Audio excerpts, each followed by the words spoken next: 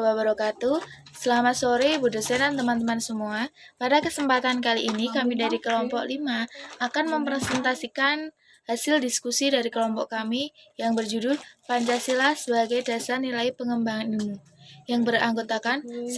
Rifka Anissa, 2. Putri Aprilia, dan 3. Melinda Ariris Ahriliana.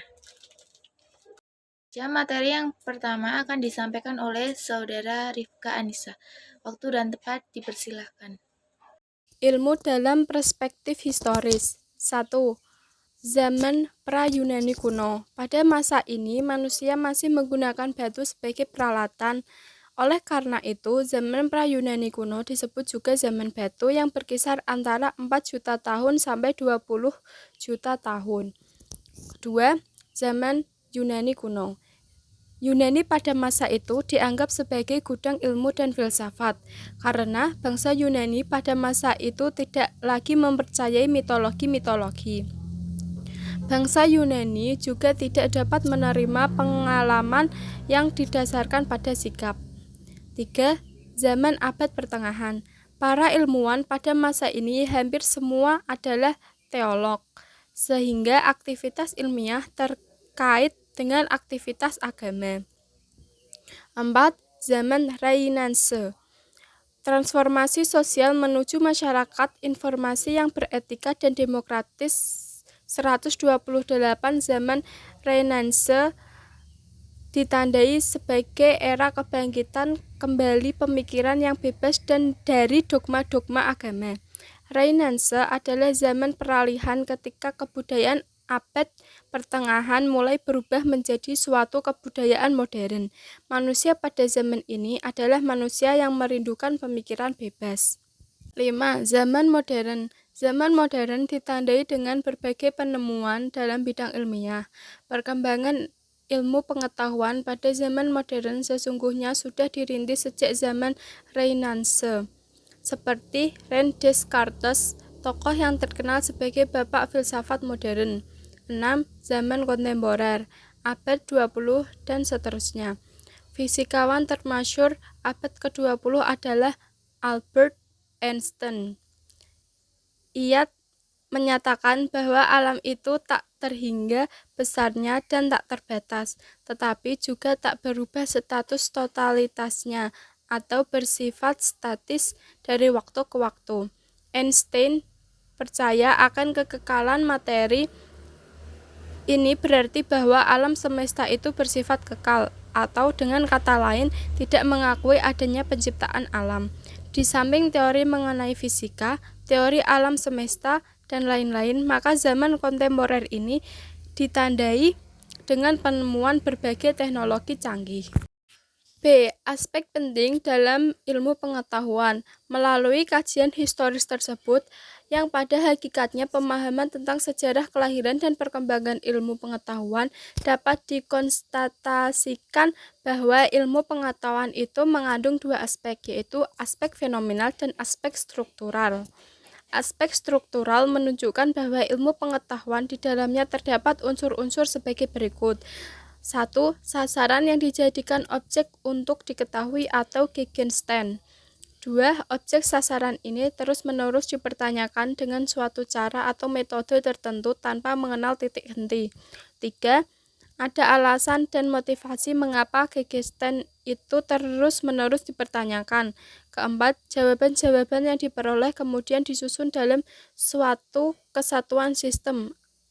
Konto Wibisono 1985 dalam Dikti 2013. Terima kasih kepada Saudara Rifkatul Anissa. Selanjutnya, materi yang kedua akan disampaikan oleh saya sendiri, Putri Aprilia. Waktu dan tempat saya persilahkan.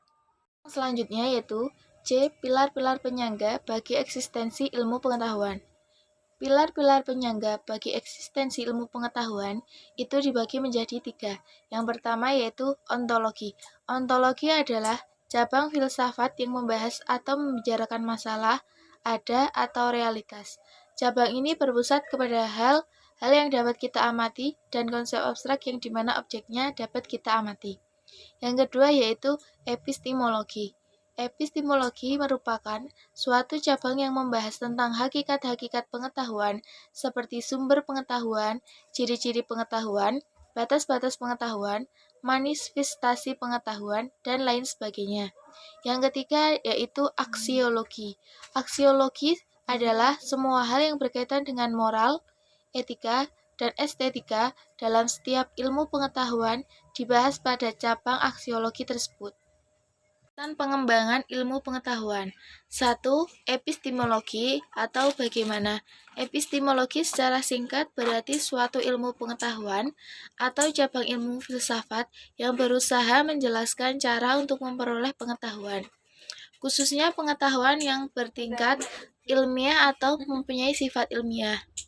Surjono Sumargono 1983 halaman 1.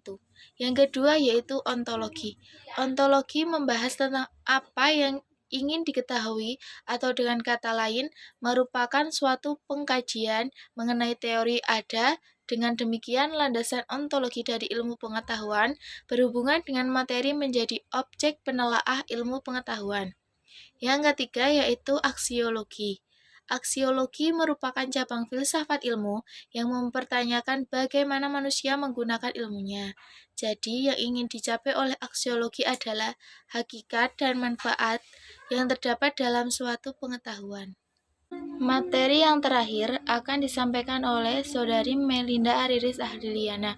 Waktu dan tempat dipersilahkan. Pancasila sebagai dasar nilai dalam strategi pengembangan ilmu dan teknologi. Yang pertama, konsep Pancasila sebagai dasar nilai pengembangan ilmu. Pengertian Pancasila sebagai dasar nilai pengembangan ilmu dapat mengacu pada beberapa jenis pemahaman. Pertama, bahwa setiap ilmu, pengetahuan, dan teknologi yang dikembangkan di Indonesia haruslah tidak bertentangan dengan nilai-nilai yang terkandung dalam Pancasila. Yang kedua, pentingnya Pancasila sebagai dasar pengembangan ilmu. Pertama, pluralitas nilai yang berkembang dalam kehidupan bangsa Indonesia dewasa ini seiring dengan kemajuan iptek menimbulkan perubahan dalam cara pandang manusia tentang kehidupan.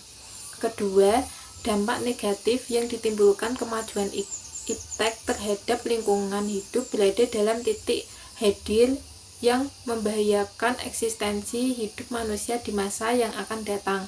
Ketiga, perkembangan iptek yang didominasi negara-negara barat dengan politik global ikut mengancam nilai-nilai khas dalam kehidupan bangsa Indonesia seperti spiritualitas, gotong royong, solidaritas, musyawarah, dan cita rasa keadilan. Kemudian Pancasila sebagai sumber nilai, kerangka berpikir, serta asas moralitas bagi pembangunan ilmu pengetahuan dan teknologi. Pembangunan nasional adalah upaya bangsa untuk mencapai tujuan nasionalnya sebagaimana yang dinyatakan dalam pembukaan Undang-Undang Dasar 1945.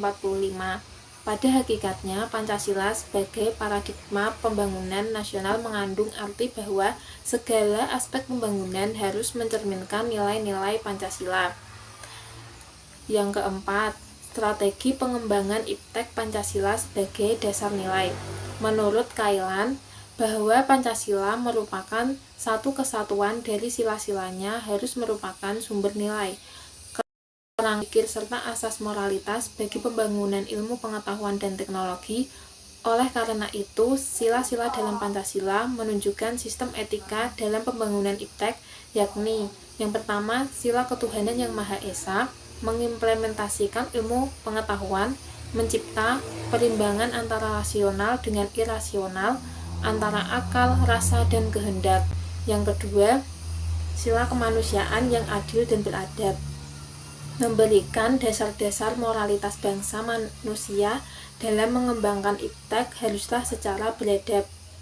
Yang ketiga, sila persatuan Indonesia, memberikan kesadaran kepada bangsa Indonesia bahwa rasa nasionalisme bangsa Indonesia akibat dari sumbangan iptek.